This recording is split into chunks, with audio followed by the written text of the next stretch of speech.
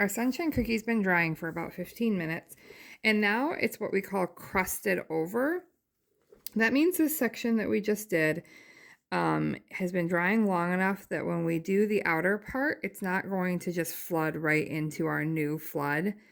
That you'll still be able to see like the separation between the first part that we did and the second part. But it's still very much wet. These cookies take almost 24 hours to dry.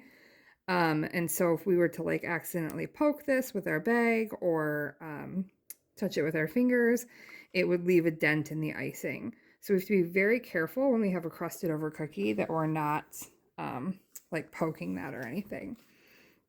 So we're going to carefully go in and we're going to fill in the rest of our cookie. So we're going to touch our icing bag down, hover above the surface of the cookie, and remember, we're leaving just a little bit of a cookie edge showing here.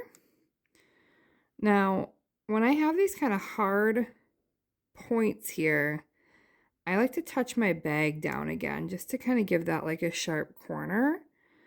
So I'm not like lifting my bag all the way off the surface of the cookie or lifting my bag all the way off and like removing it every time, but I'm just kind of touching the tip back down.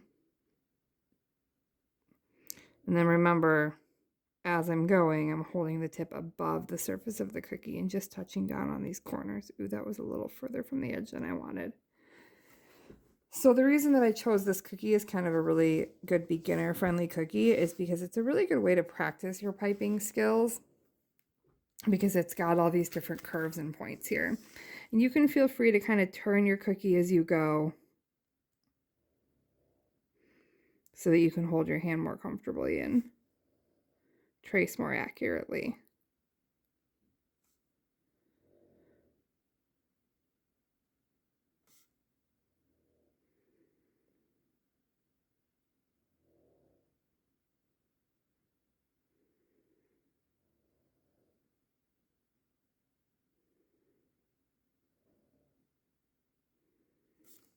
When you do turn your cookie, though, make sure you're not putting your fingers into the part that you just piped.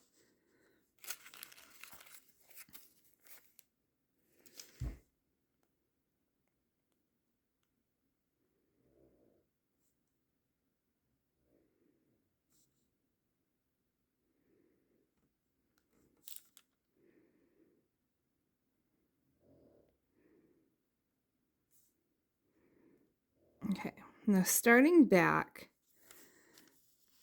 here, this is the first point that we kind of did. Now we're going to go in and we're going to flood this. And again, we're going to be really careful not to poke that inner circle of our cookie that's already crusted over. So I'm going to flood this one by kind of just making like that same thick line that touches the line that I just piped. And then now that I'm about halfway around, I'm going to go in and just kind of like fill in these little holes.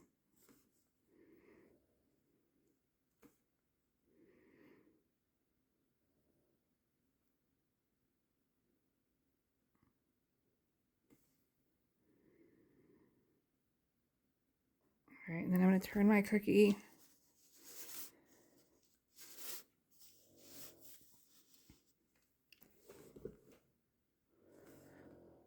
and I'm going to do this half.